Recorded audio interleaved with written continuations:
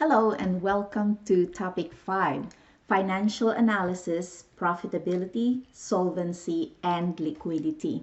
This is really right at the heart of this course, financial analysis and reporting. And we are halfway through the semester with this topic.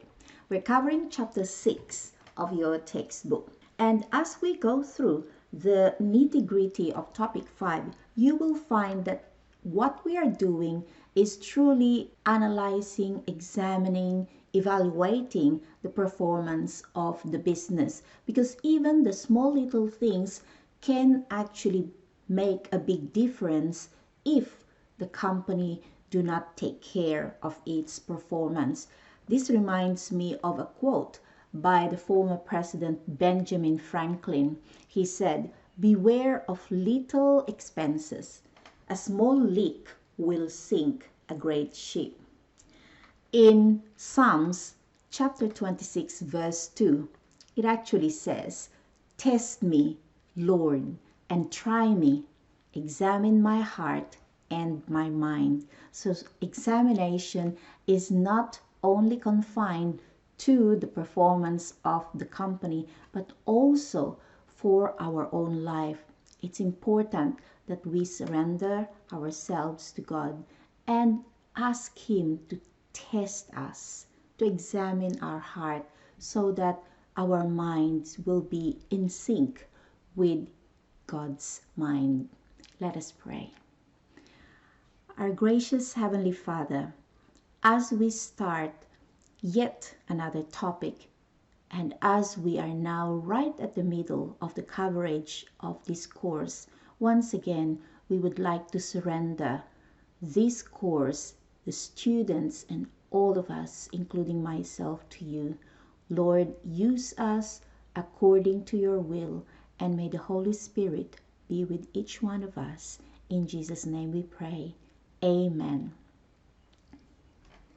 Right, in this topic, we have 7 learning objectives. We will cover the first 3 learning objectives in part A of this lecture, and then we'll continue with the rest of the learning objectives in part B.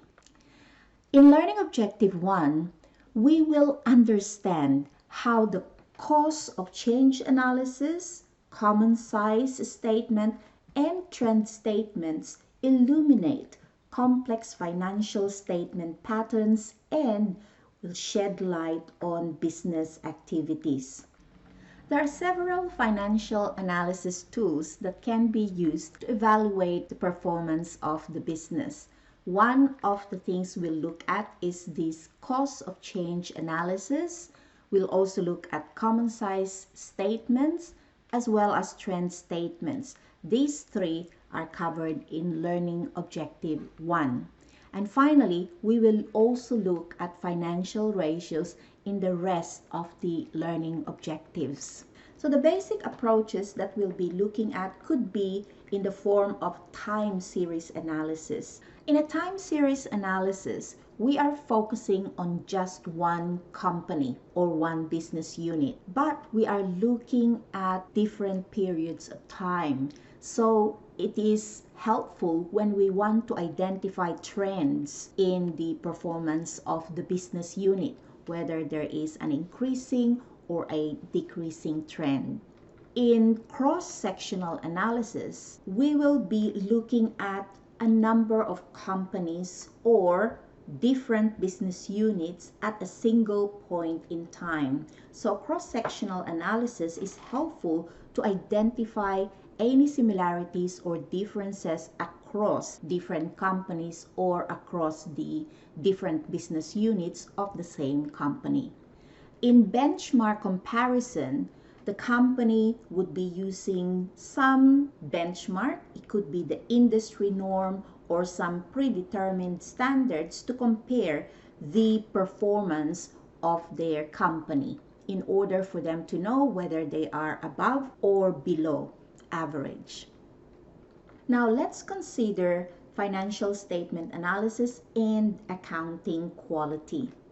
Analysts use financial statement information to see more clearly the economic activities and the condition of a company as well as its prospects in the future. However, financial statements do not always provide a complete and faithful picture of the company's activities as well as the company's condition.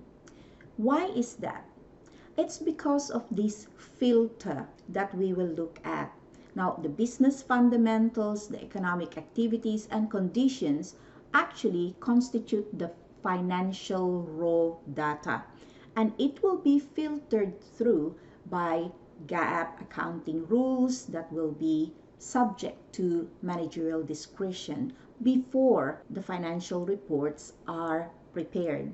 So it is important for analysts to see what is behind the numbers that is shown in the financial statement. I'll give you an example of how the financial accounting filter works. When it comes to, for example, managerial discretion, GAAP allows managers to choose between different methods. For example, LIFO versus FIFO method of inventory valuation. As a result, if one company is using FIFO, the other is using LIFO, and another company is using weighted average method, their balance sheet, their income statement, and the financial ratios may be affected, and therefore comparisons may not be that easy. Also, managers have discretion over accounting estimates. For example, they can estimate bad debts expense, they estimate how many years their fixed assets will last, and so all this can sometimes result to earnings management as what we've discussed in previous topics. Managers also have discretion over the timing of business transactions, like, for example, discretionary items such as advertising. So if it is already towards the end of the year and they don't want their advertising expense to be higher this year, they might just put it off to next year. The same is true with other costs like research and development.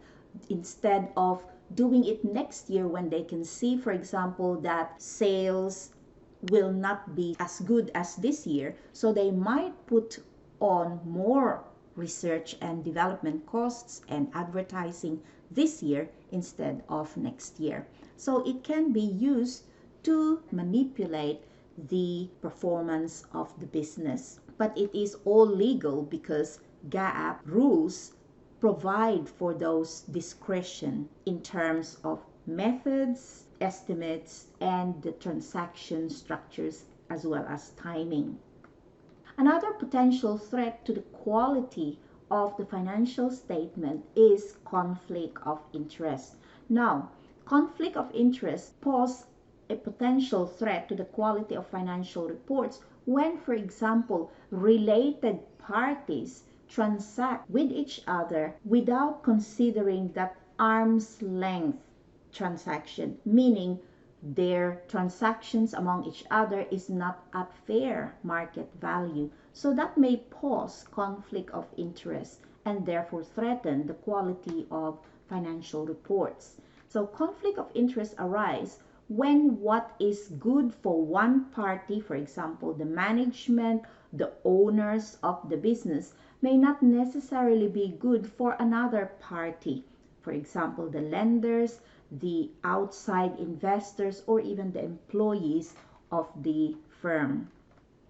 Companies have an obligation to disclose business transactions that involve any potential conflict of interest. This is one of the reasons why in topic 4, related party transactions need to be disclosed in order for any potential conflict of interest to be spotted out by the analyst or any users of the financial statement. That's just one example. Let's have a look at this case in point. We will be looking at a company called Kroger. So let's learn a little bit about Kroger. Kroger is a big retailer in the United States, second in size only to Walmart. Now in 2017, Kroger had 2,782 stores and average sales per store of nearly $44 million. It's also quite big in terms of its floor space. It has about 64,000 square feet average. So the size of Kroger stores is almost double the size of the average supermarket in the country with only 33,000 square feet. About 80% of Kroger's supermarkets include pharmacy, and just over half of Kroger outlets have fuel centers. More than 1,000 Kroger stores now offer online ordering, and that number is growing. So let's look at Exhibit 6.1. This is a comparative income statement of Kroger Company from 2014 to 2017 fiscal year. It shows here that sales have increased from 108.5 billion in 2014 to 122.7 billion in 2017, a compound annual growth rate of 4.2%. Now, despite this sales growth, Kroger's operating margin declined. This resulted in lower operating profit. Kroger's effective income tax provision was actually negative in 2017, indicating that it recorded a tax benefit despite having almost 1.5 billion of net earnings before income tax. So, the net earnings, including non-controlling interests, also grew modestly from 1,747 million to 1,889 million. But you'd notice that it actually fell from 2015 when it peaked at $2,049 million. One way to quantify the components of change is with this cost of change analysis. This shows the effects of individual changes on the change in some performance metric of interest. In this case, net earnings including non-controlling interest. Some of these changes that we'll be looking at have to do with sales, operating profit, income before income taxes, and the net earnings including non-controlling interest. You will see that the formula for sales as shown here is weekly sales times the number of weeks in a year, because some of those years in Kroger's statement have different number of weeks in a year. Operating profit is simply sales times the operating margin percentage. Income before income taxes will be operating profit minus the interest expense, and the net earnings including non-controlling interest is equal to the income before income taxes multiplied by 1 minus the adjusted effective income tax rate plus the effect of Tax Cuts and Jobs Act. Now that Tax Cuts and Jobs Act was enacted near the end of 2017, and it actually reduced income tax rate from 35% to 21%, but it's effective from 2018. Despite the fact that this act took effect in 2018, there is already an impact on the company from 2017. So here again is Exhibit 6.1, the Kroger Company's comparative income statements, and we are going to prepare cost of change analysis. Here we can see that the weekly sales has been calculated, which is simply the sales for the year divided by the number of weeks. So you can see from here that 2017, 2015, and 2014 have 52 weeks, whereas 2016 has 53 weeks. Now let's go to the next. The operating margin percentage is simply the operating profit, which we have been provided here in the comparative income statement, divided by, of course, the sales. All right. And so you will get the operating profit margin for 2017 as 2,085 divided by the sales of 122,662. So that gives us 1.6998%.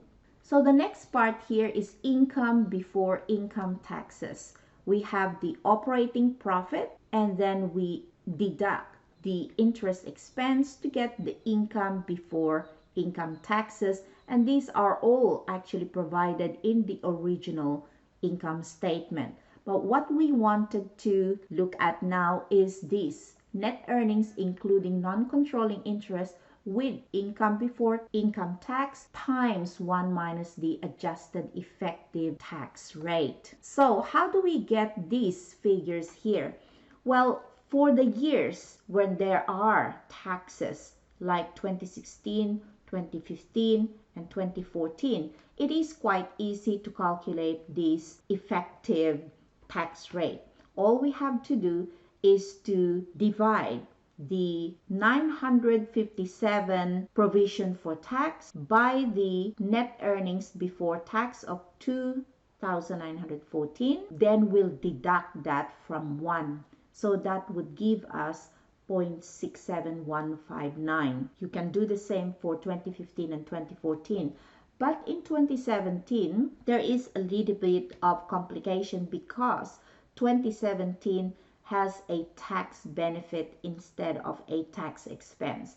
We won't go deeper into that because that is covered in another chapter that we will not cover in this particular course. But suffice it to say that whenever something like that happens, you will not be expected to calculate the effective tax rate. Then we also have to add back this one-time impact of the new tax law. In this case, it's 902. Again, there is a calculation of that, but we will not cover that in this topic. Once we have prepared this simple financial model representation of the net earnings including non-controlling interest, we can now prepare the cost of change analysis. The cost of change analysis can actually compare any 2 years. So in this case, we are comparing 2014 with 2015. So remember that simple financial model representation in Exhibit 6.2 that we've shown in the previous slide is reproduced here so that we can see where we are getting the figures. All right, so 2014 is being compared with 2015. We wanted to see the causes of change in terms of the growth in weekly sales. Let's have a look. In 2015, the weekly sales is 2,112.12, and so we're going to put it there. Then we multiply it by 52 and we get the annual sales. That is for 2015. The operating profit margin, as we will use here, is 2.8922, the same as in 2014. And so with the interest expense as well as the 1 minus the effective tax rate, because what we are trying to do in this column, growth in weekly sales, is to separate the impact of the growth in weekly sales. We would have made a net earnings of 1,773. And the difference between 2015 and 2014 net earnings, including non-controlling interest, is 26 positive. Let's go to the next column, the change in number of weeks in year.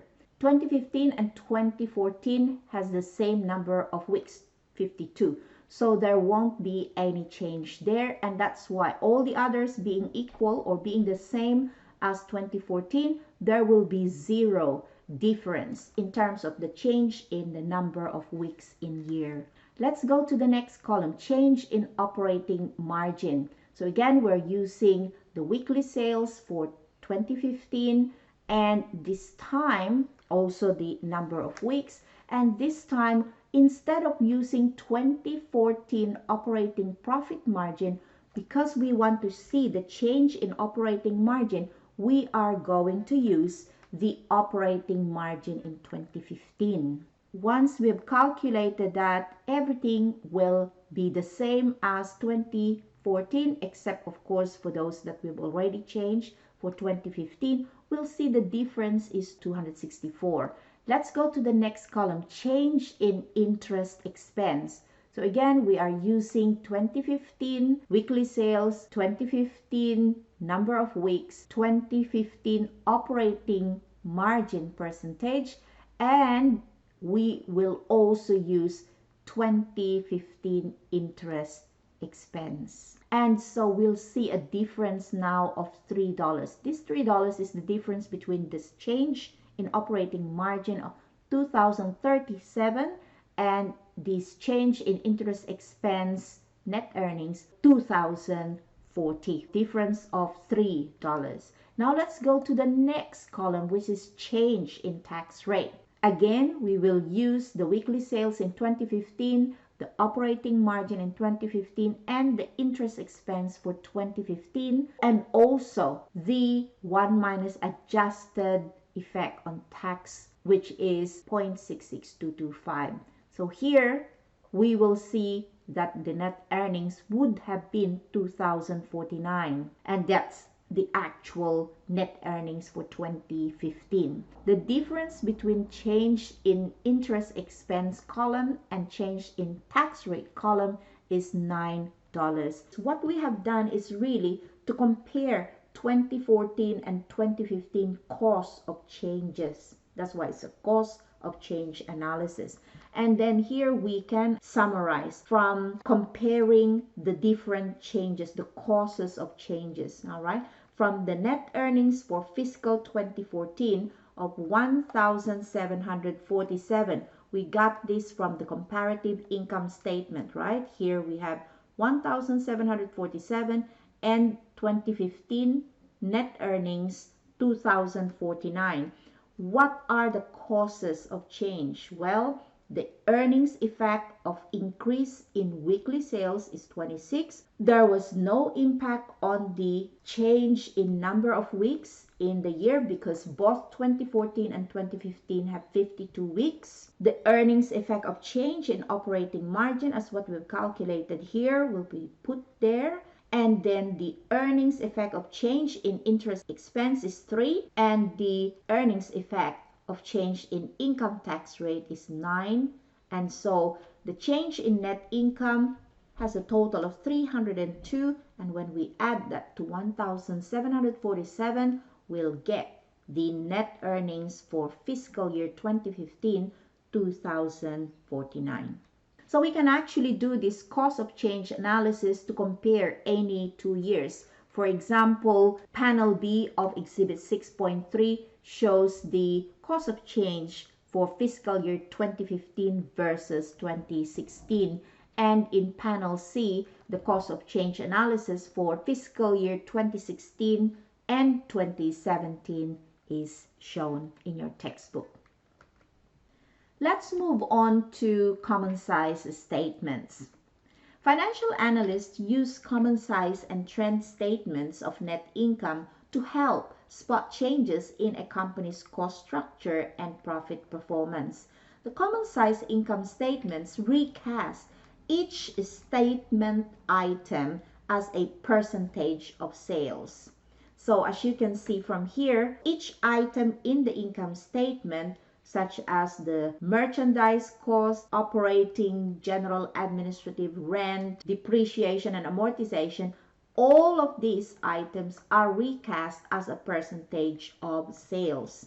Now, the common size income statements show how much of each sales dollar the company spent on, for example, operating expenses and other business costs. It also shows how much of each sales dollars hit the bottom line as profit. So for example, in the case of Kroger Company, the 2014 net earnings attributable to the company is 1.6%. So that means $1.60 per $100 of sales is the net earnings. In 2015, it peaked at 1.9%. So they have the highest net earnings attributable to the company in 2015, followed by 2016. All right.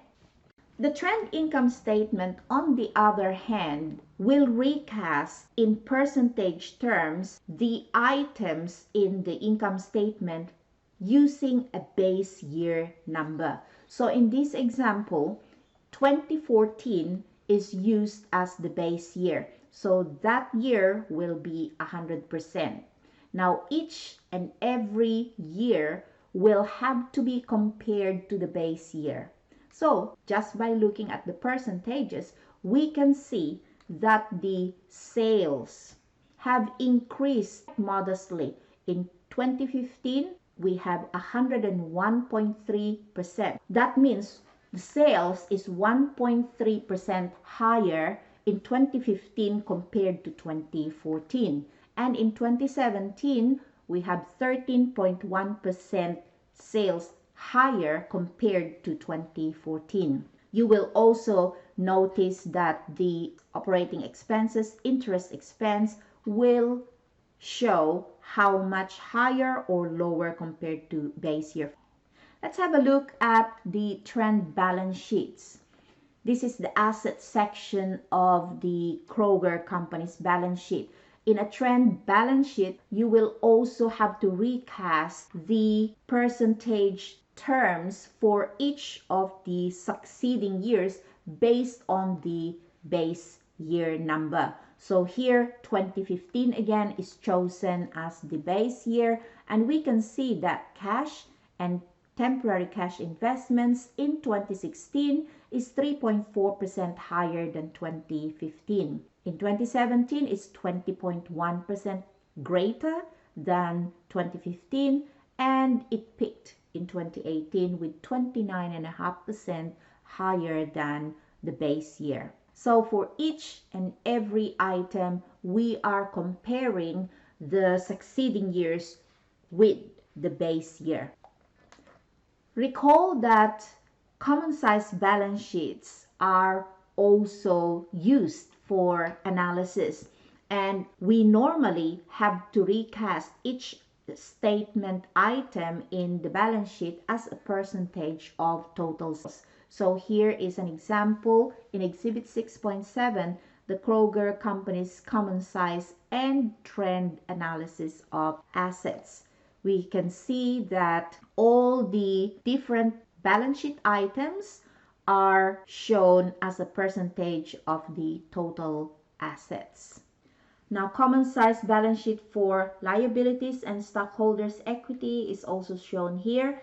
And of course, in this case, it will have to be recast as percentage of the total liabilities and the shareholders' equity. And what we will see in this part of the common size balance sheet is the changes in financial structure. Let's move on to the common size and trend analysis of cash flow statements. So common size cash flow statements are constructed by simply dividing each cash flow items by sales for the year. So in this case, we can see that the net cash provided by operating activities is 2.8% of sales. 2014, it was higher at 3.9% of sales, and it peaked in 2015 with 4.5% of sales.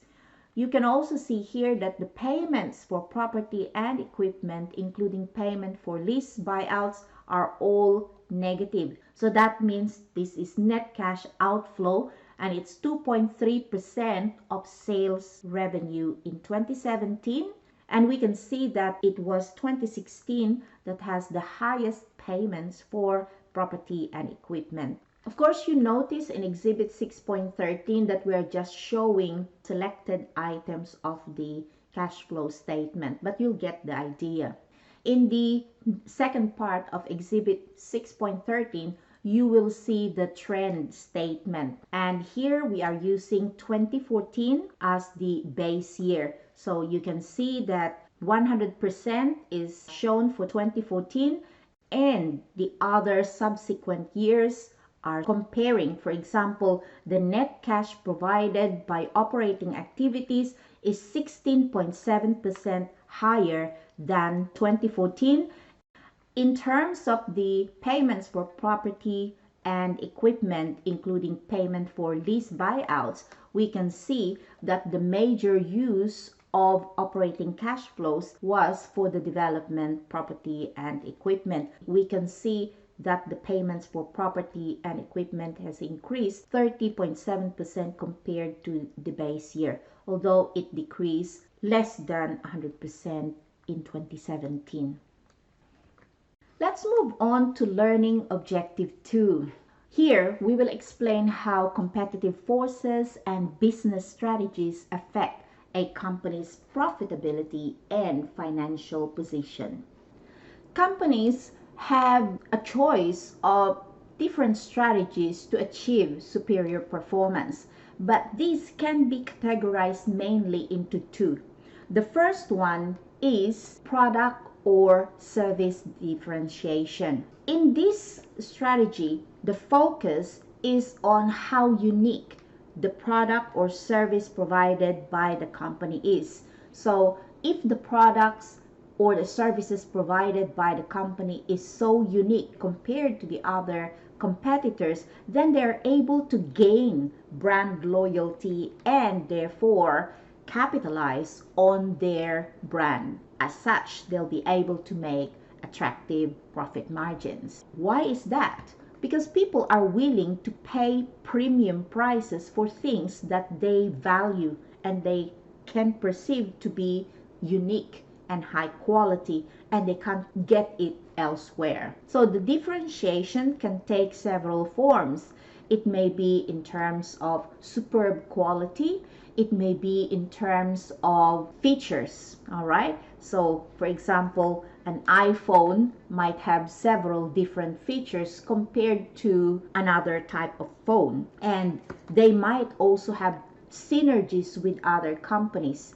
For example, when it comes to playing your music, Apple might have a special relationship with different recording companies and all that. Spotify, for example, and they will be able to incorporate that as part of the uniqueness of the product that they provide. The other key strategy is known as low-cost leadership. Here, the focus is on operating efficiencies, which will allow the company to underprice the competition, offer lower prices, and as such, they're able to achieve high sales volume and still make a profit on each sale. Now let's look at these competitive forces. When we're talking about competitive forces, we need to understand that these forces will help shape the strategy formulation. So for example, if you can't beat your competitors in terms of pricing,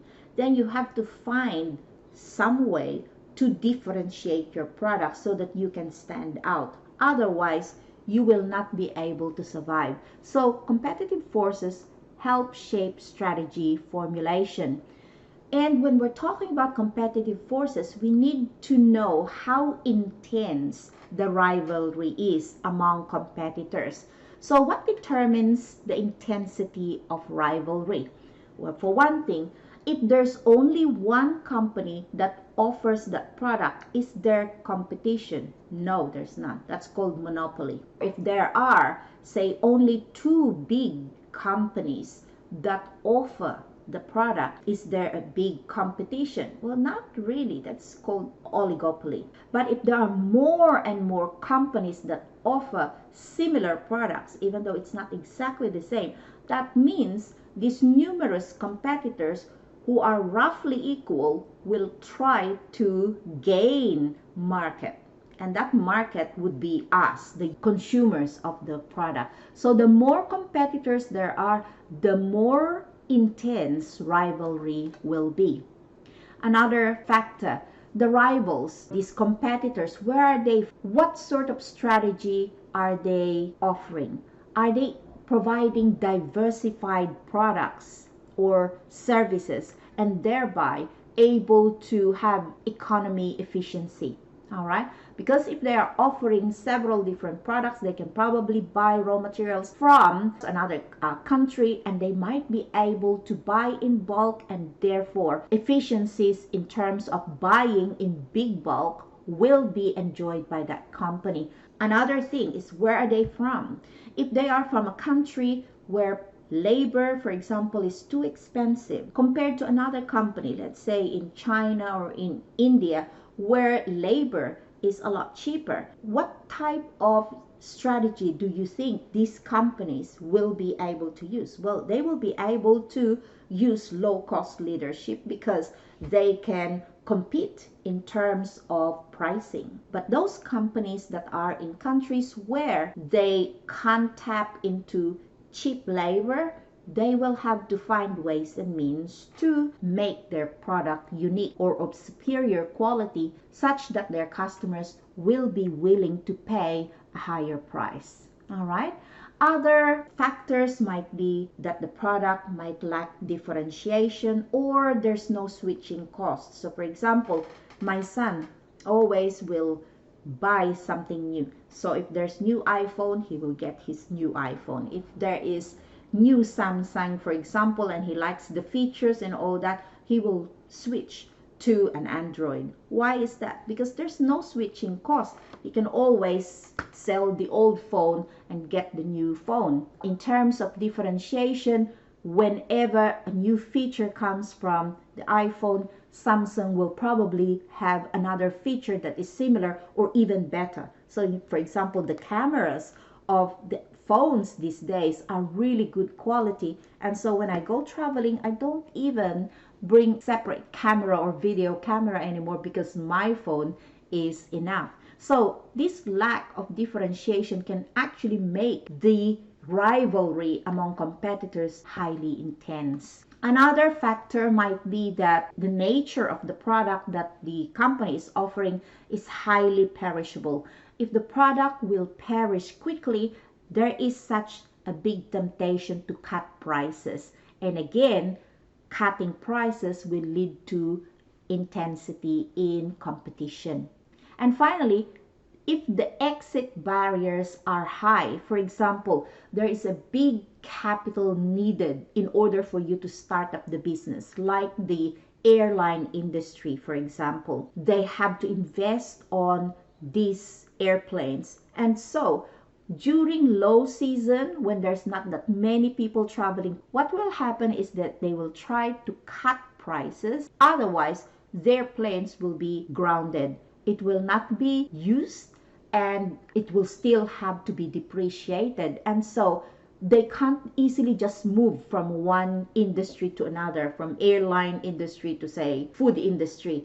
There is a big capital that is tied up in that sort of business, so they can't just easily get out of that industry. And so the temptation again to offer good prices will be very high, and therefore competition will be intense. All right, so why are we learning this? It's because if we are to look at the profitability and the position, the financial position of the company, it's important that we understand the industry, the economic circumstances that surround the company, because the company do not appear in isolation.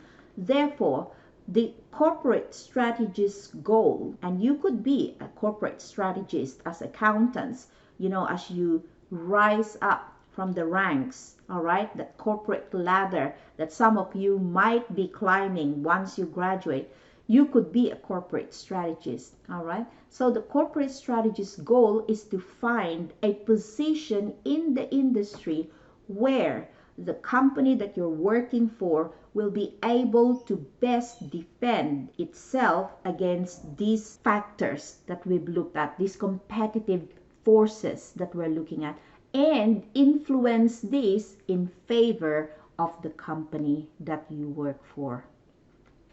Let's move on to learning objective 3. We are now entering into financial ratio analysis. So we'll discuss how returns on assets ROA can be used to analyze a company's profitability and what insights are gained from disaggregating ROA into its two components, the profit margin and asset turnover. What exactly is ROA? Well, ROA is simply EBI over average assets. We mentioned that there are two components to this, operating profit margin or simply the profit margin. When you multiply that by the asset turnover, that would give you ROA. EBI over average assets is your ROA. So what is EBI? It simply refers to the company's earnings before interest. And average assets is simply the average book value of your total assets over that same time period. So it is averaged up because whatever is the beginning balance, you'll add the ending balance and divide it by 2. Now, before computing ROA, analysts may adjust the company's reported earnings and asset figures. The adjustments will fall into 3 broad categories. First, adjustments aimed at isolating the company's sustainable profits by removing non-recurring items from the reported income. Second, an adjustment that eliminates after-tax interest expense from the profit calculation so that profitability comparisons over time or across companies are not affected by differences in financial structure. And the third is the adjustment for any distortions related to accounting quality concerns. In Exhibit 6.14, the Kroger Company's ROA is shown. And as you can see, in 2014, they have a higher ROA at 6.9% compared to 3.7% in 2017.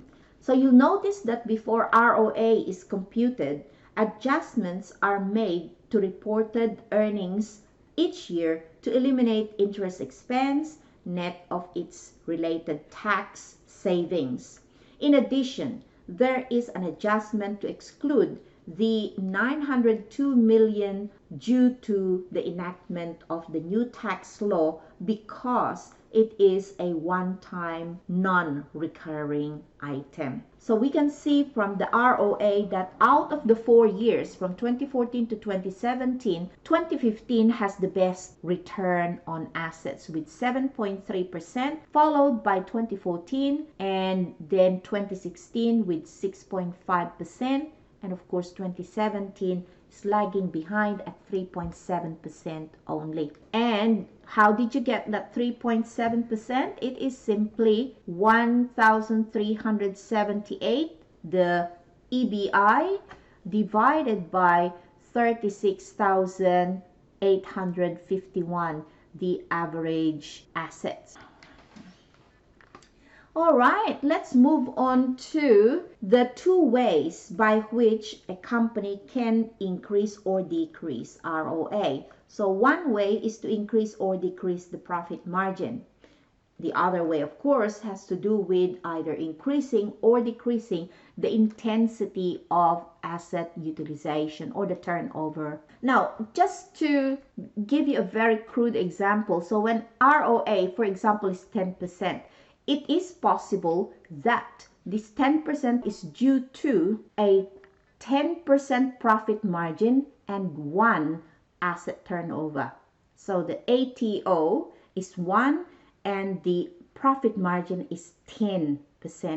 So what does that mean? If you have a 10% profit margin, that means for every $1 of sales, you are making 10 cents in profit. What about asset turnover? If you have an asset turnover of 1, that means for every $1 of assets, you generated $1 of sales. So let's say one company has a 10% ROA with 10% profit margin and the asset turnover is 1. Another company might also have 10% in ROA, but its profit margin is 5% and its asset turnover is 2. All right, so 5% times 2 is also 10%. But what does that mean? This second company, let's call it company B, only makes 5 cents for every $1 of sales. But for every $1 of asset, this company, company B, is able to generate $2 of sales. All right, so their asset turnover is higher, but their profit margin is lower. And that's quite logical. It appeals to intuition that when you cut down your price, and so you're cutting down your profit margin, you are able to generate more or higher volume of sales because more people will buy from you.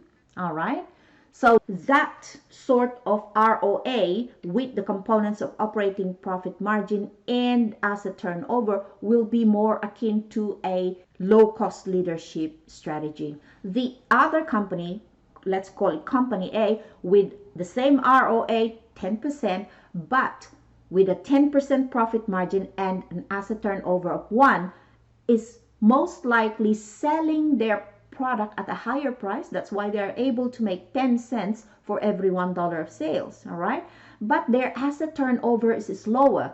For every $1 of asset, they only generate $1 of sales. Why is that? Because their price must be higher. But why would people still buy from them if their price is higher? Let's say their company A and company B are offering the same product. All right, maybe they have better service, and so they differentiate in terms of maybe better service and better reputation. But in terms of ROA, they have the same ROA, 10%. All right, in exhibit 6.16 you will see the ROA decomposition for Kroger company. And again, the calculation here is quite straightforward, but you can see from here that the current asset turnover is 11.43 in 2017. It's simply the sales of 122,662 divided by the average current assets of 10,728.5. And they also separated the calculation of the long-term asset turnover here, which is 4.7. So you can calculate here the reciprocal of the current asset turnover and the reciprocal of long-term asset turnover. When we say reciprocal, you just put the denominator as the numerator and vice versa. All right. The sum of the reciprocals is 0.3004, and the reciprocal of the sum is the asset turnover, which is simply 122,662 divided by the total of the average current assets and average long-term assets. So what we can see from here is that Kroger's asset turnover deterioration is due to the reductions in both current asset turnover and the long-term asset turnover. How are ROA and competitive advantage related? Let's look at figure 6.2, where we illustrate how the margin and the turnover affect ROA. Now, competition works to drive down ROA toward the competitive floor.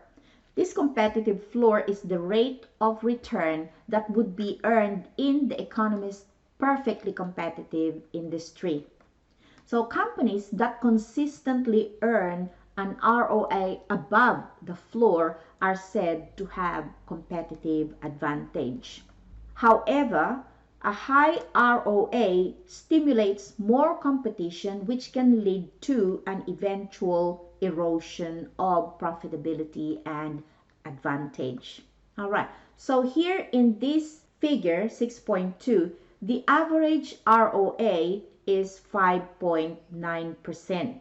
Different points on the curve achieve the 5.9% return with different combinations of margin and turnover. So on the vertical axis, we have the profit margin, margin percentage, And on the horizontal axis, we have the turnover, the asset turnover. So in figure 6.2 here, which companies consistently earn rates of return above the floor and thereby having a competitive advantage? Well, we can see that Publix, which is push here, all right, and Sprouts, which is SFM, are both above the curve. So this is the curve, all right? And therefore, it indicates that the ROA for both companies are above the industry average. SFM is earning 10.2% ROA, whilst Push is 11.6%.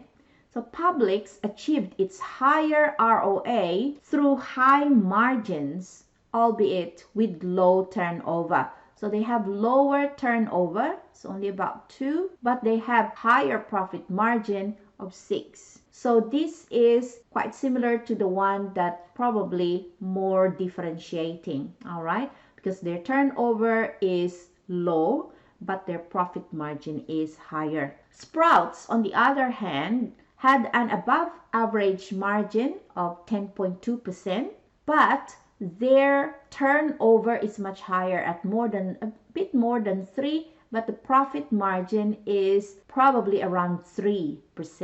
SFM might be akin to low cost leadership because they have lower profit margin but higher turnover.